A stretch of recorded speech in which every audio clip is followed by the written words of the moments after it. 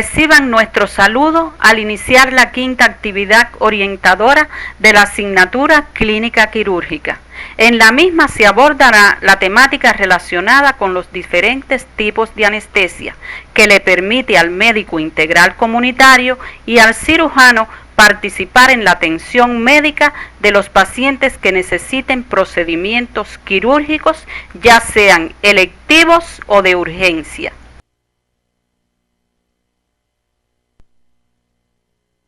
Al finalizar la actividad serán capaces de reconocer la interrelación de los contenidos de la anestesia con las asignaturas precedentes, sobre todo con la asignatura Farmacología Clínica, identificar las indicaciones de la anestesia general y los diferentes métodos que son utilizados en la misma, describir los métodos utilizados en la anestesia regional, valorar la importancia de los métodos anestésicos locales para el trabajo del médico integral comunitario. Antes de comenzar el desarrollo de la actividad, debemos hacer un pequeño recuento de la anestesia, la cual es conocida desde tiempos remotos y por primera vez se acuñó el término en el siglo XVIII, cuando se utilizaba la esponja soporífera para producir anestesia inhalatoria, pero es el éter el primer producto que produjo una verdadera anestesia quirúrgica. Se reconoce que fue el doctor Morton quien realizó la primera demostración que abrió las puertas a la cirugía. Desde ese momento, los procedimientos anestésicos comenzaron un vertiginoso desarrollo. Primeramente nos podemos preguntar, ¿qué es la anestesia? Es la pérdida temporal o definitiva de la sensibilidad táctil, térmica, dolorosa o de otro tipo, la cual se clasifica en general y regional.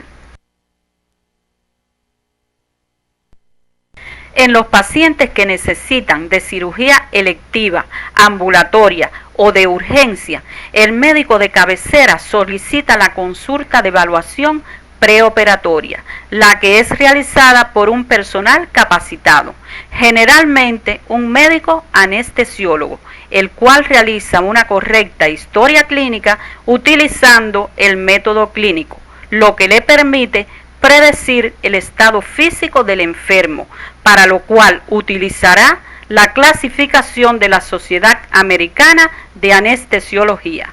Profundiza en la misma por tu libro de texto. Una vez que el médico anestesiólogo decide que el paciente está apto para ser sometido a tratamiento quirúrgico, se comienza con la medicación preanestésica, la que tiene como propósitos suprimir o disminuir la ansiedad del paciente, reducir el metabolismo celular, disminuir los reflejos nerviosos y producir un estado de amnesia anterógrada. Para ello se utilizan las benzodiazepinas, que puedes recordar de la asignatura Farmacología Clínica y profundizar en tu libro de texto. Para aplicar la anestesia se tienen en cuenta tres etapas fundamentales: la inducción, el mantenimiento y la recuperación. La inducción de la anestesia es el espacio de tiempo en que se realizan las maniobras para que el paciente se duerma y se le asegure una vía aérea permeable. La etapa de mantenimiento es el tiempo en que el paciente está dormido, relajado o no, y que permite la realización de la operación propuesta. Y por último, la etapa de recuperación, que corresponde al espacio de tiempo en que el paciente se despierta y se restituyen las actividades fisiológicas. Durante estas fases son utilizados diferentes medicamentos para mantener el organismo del paciente en un estado fisiológico, lo que revisarás en tu libro de texto. La anestesia general se define como un estado reversible de depresión del sistema nervioso central, caracterizado por pérdida de la conciencia, hipnosis, de la sensibilidad, analgesia, de la actividad refleja, protección neurovegetativa y de la motilidad, relajación muscular. La misma es utilizada para las cirugías de gran magnitud. La anestesia general se clasifica de acuerdo a la vía de administración en inhalatoria, endovenosa, rectal e intramuscular, teniendo en cuenta al circuito en abierto, cerrado y semicerrado. Y otra clasificación es si hay reinhalación, existiendo entonces anestesia general sin reinhalación, con reinhalación parcial y con reinhalación total. La anestesia general tiene complicaciones que se dividen de acuerdo a la etapa de anestesia en que se encuentra el paciente. En la etapa de inducción se encuentran la broncoaspiración del contenido gástrico, el laringoespasmo y broncoespasmo, la hipo e hipertensión arterial, las alteraciones del ritmo cardíaco y descompensación de afecciones del paciente. Las complicaciones que se pueden producir por las maniobras de la intubación son las heridas de los labios, de los pilares amigdalinos, daños al esófago o la tráquea, sangramientos de las vías aéreas superiores, la intubación selectiva de un pulmón o la intubación esofágica. La complicación más temida de la etapa de inducción es la imposibilidad de intubar o ventilar a un paciente ya anestesiado, que provoca hipoxia y lleva a la parada cardiorrespiratoria y la muerte si no se toman medidas enérgicas para corregirla. Durante la fase de mantenimiento de la anestesia, las complicaciones más frecuentes que pueden aparecer son el shock por pérdidas sanguíneas o descompensación de afecciones asociadas. Entre las más frecuentes se encuentran trastornos del ritmo cardíaco, infarto agudo del miocardio, insuficiencia cardíaca aguda y trombosis pulmonar. Otras complicaciones que se pueden presentar durante el mantenimiento de la anestesia son relacionadas con afecciones endocrinas previas, como diabetes mellitus, insuficiencia suprarrenal o hipo e hipertiroidismo. Otras relacionadas con una mala ventilación pulmonar son la hipoxia y la retención de dióxido de carbono, el distrés respiratorio y las complicaciones propias de la operación. La anestesia regional es una técnica anestésica que consiste en el bloqueo de la conducción nerviosa, sensitiva, motora y simpática, logrando con ello condiciones óptimas para realizar una intervención quirúrgica en el área bloqueada sin necesidad de producir inconsciencia. La anestesia regional se clasifica en anestesia raquídea, anestesia peridural, anestesia paravertebral, anestesia plexal, troncular y terminal. Dentro de los tipos de anestesia regional está la anestesia raquídea, la cual es un bloqueo de la conducción nerviosa en la médula espinal, el que se logra al inyectar una solución de un anestésico local mediante una punción lumbar en el espacio subaracnoideo. Te recomendamos que revises la anatomía y fisiología del canal raquídeo en la asignatura Morfofisiología, al igual que la técnica de la punción lumbar.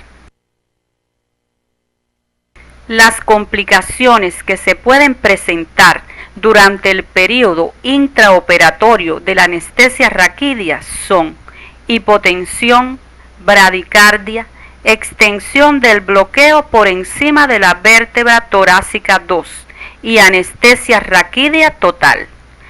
Entre las postoperatorias se encuentran la cefalea postpunción dural, hematoma epidural, sepsis local, acceso epidural, meningitis, aracnoiditis y el síndrome de la cauda equina. La anestesia raquídea se encuentra contraindicada en la sepsis local, septicemia, enfermedades del sistema nervioso central, anomalías o deformidades del raquis, edades extremas de la vida, insuficiencia cardíaca, shock, hipertensión arterial no compensada, anemias graves, coagulopatías, sepsis generalizada, aumento de la presión intracraneal o que el paciente no dé su consentimiento. Para ampliar tus conocimientos sobre las mismas, revisa el libro de texto que aparece en tu CD. Otro tipo de anestesia regional conductiva es la anestesia peridural, la que se logra por un bloqueo de la conducción nerviosa a nivel de la médula espinal. Revisa en tu texto la anatomía y fisiología del espacio peridural, donde se coloca el fármaco anestésico. Las complicaciones de la anestesia peridural se dividen en inmediatas, mediatas o tardías. Entre las inmediatas se encuentran la inyección subaracnoidea inadvertida, la inyección endovenosa inadvertida, escalofríos, convulsiones, hipotensión arterial, síndrome de Horner, obstrucción nasal y la sobredosis de anestésicos locales. Las complicaciones mediatas o tardías de la anestesia peridural son lesiones traumáticas del sistema nervioso central como la radiculitis, el hematoma extradural, la perforación accidental de la dura madre que produce cefalea postpunción y la mielitis transversa.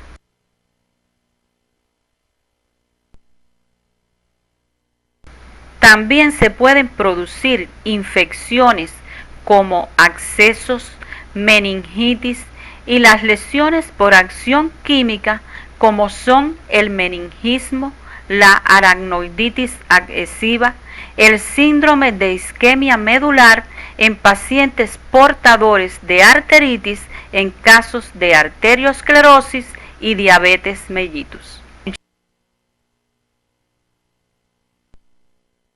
La anestesia local es la que se utiliza con mayor frecuencia, tanto en situaciones de urgencia como electivas.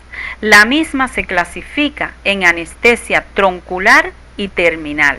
Esta última puede aplicarse por diferentes vías: tópica, infiltrativa, por bloqueo de campos y refrigeración.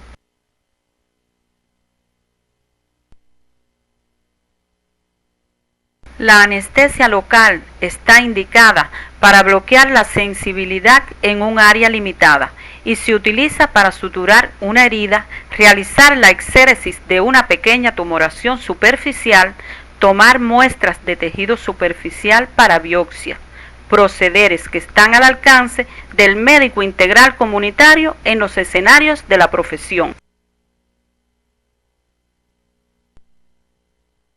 Para realizar la anestesia troncular es necesario conocer el lugar donde se sitúan los troncos nerviosos y sea accesible su bloqueo. Usualmente, el médico integral comunitario realizará la anestesia en troncos nerviosos finos, como la anestesia troncular de los dedos, tanto de las manos como de los pies. Para realizar la técnica de la anestesia troncular es necesario depositar el agente anestésico junto al tronco nervioso que inerva el dedo, en la base del mismo junto a la primera falange. De esta manera se bloquean los dos troncos nerviosos que inervan el dedo, pudiéndose realizar cualquier intervención en el mismo sin que el paciente sienta dolor. La técnica de la anestesia terminal por vía infiltrativa consiste en inyectar el agente anestésico en el tejido celular subcutáneo, por donde transcurren las ramas terminales de los nervios, interrumpiendo a este nivel el impulso nervioso. Para realizar esta técnica tendrás presente medidas de asepsia y antisepsia y realizar la técnica adecuada. La más utilizada para suturar heridas consiste en infiltrar el anestésico local por debajo de los bordes de la herida sin atravesar la piel. Profundiza en estas técnicas en tu libro de texto. Una variante de la técnica infiltrativa es el bloqueo de campo, que permite realizar procederes quirúrgicos menores y operaciones mayores por un cirujano. La técnica se basa en hacer 4 abones subcutáneos que forman un rombo en el área quirúrgica. Posteriormente, por cada uno de los abones se hace avanzar una aguja en dirección al abón más próximo, infiltrando el anestésico, proceder que se repite con el resto de los abones, quedando el área quirúrgica lista para la operación. La anestesia tópica es otra variante de la anestesia local, que se utiliza particularmente en las mucosas de la conjuntiva, la faringe, las encías, la uretra y la vagina, sitios donde únicamente hacen efecto los agentes anestésicos por contacto, que tienen la suficiente potencia para producir anestesia.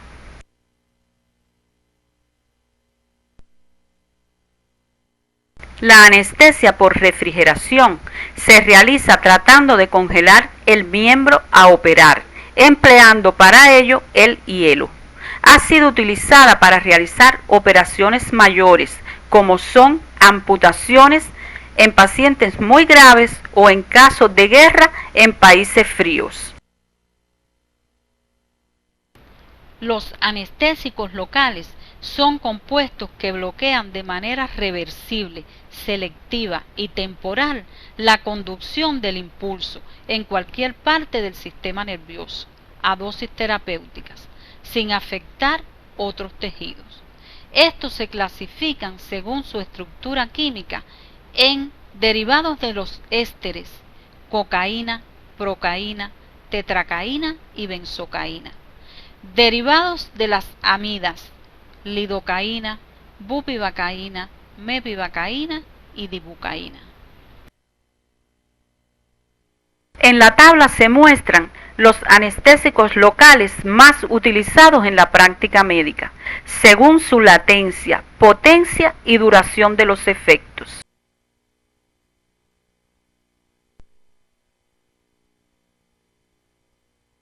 Los anestésicos locales, según su coeficiente de partición o solubilidad y potencia, se muestran en la siguiente tabla.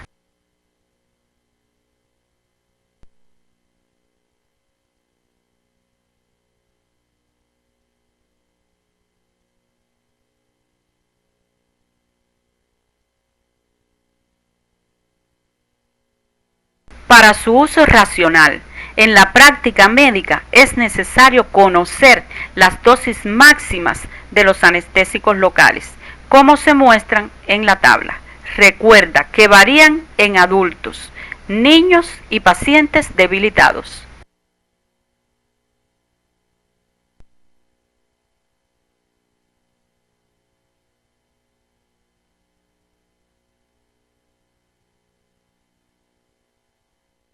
Las reacciones adversas de los anestésicos locales son leves, pero en ocasiones desencadenan efectos que pueden causar la muerte del paciente.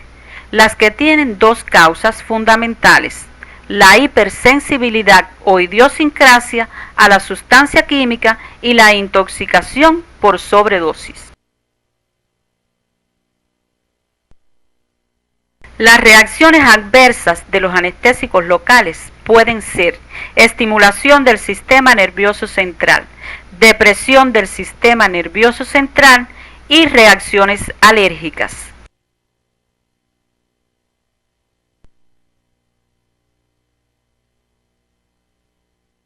La estimulación del sistema nervioso central puede manifestarse como una embriaguez alcohólica, ansiedad, inquietud, cefalea, trastornos visuales, náuseas, vómitos, contracciones musculares, convulsiones, hipertensión arterial, bradicardia y en casos graves, apnea por convulsiones y muerte por hipoxia. La depresión del sistema nervioso central causada por anestésicos locales se caracteriza por ser de tipo descendente, produciendo síntomas y signos como estupor, analgesia, pérdida de la conciencia con flacidez y relajación muscular, hipotensión arterial, pulso débil y fino, palidez, sudoración y bradipnea.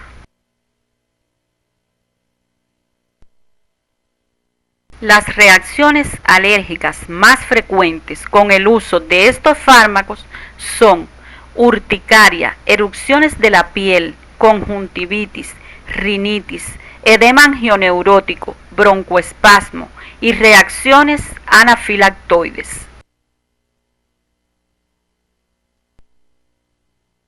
Al finalizar la actividad orientadora, podemos arribar a las siguientes conclusiones. La anestesia general es utilizada en cirugías de gran magnitud y puede clasificarse según la vía de administración, el circuito y si hay o no reinhalación.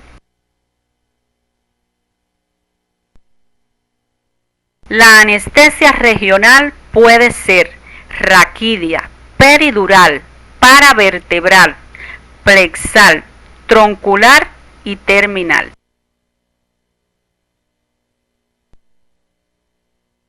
La anestesia local está indicada para bloquear la sensibilidad en un área limitada y se utiliza en procederes que están al alcance del médico integral comunitario en los escenarios de la profesión. En la próxima actividad orientaremos el estudio de los tumores de mama y las particularidades del examen físico en cirugía que debe tener en cuenta el médico integral comunitario para realizar el diagnóstico precoz de afecciones frecuentes en la comunidad.